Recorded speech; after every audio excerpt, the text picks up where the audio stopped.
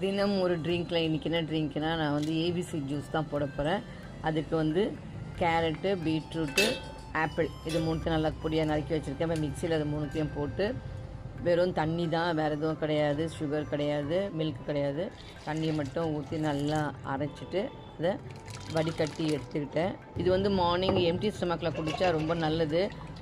போன வருஷம் நான் அப்படி தான் எம்டி ஸ்டமக்கில் தான் குடிச்சிட்டு இருந்தேன். நான் என் பொண்ணு வீட்டில் இருப்பா, அப்போ வந்து அவளுக்கு டயட்டுக்காக நான் போட்டு கொடுப்பேன். அப்போ அவள் குடிக்கும் போது என்னையும் குடிக்க சொல்லுவாள். ஸோ அப்படி குடிச்சிட்டு இருந்தேன். இப்போ அதை குடித்த சமயத்தில் நல்லா சேஞ்சஸ் இருந்தது. எனக்கு முடி வளர்ச்சியும் நல்லா இருந்தது, க்ரோத்து, ஸ்கின்னும் வந்து நல்லா க்ளோவாக இருந்தது.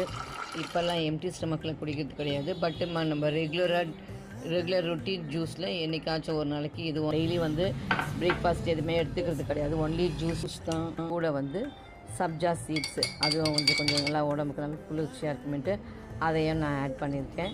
இதான் இன்றைக்கி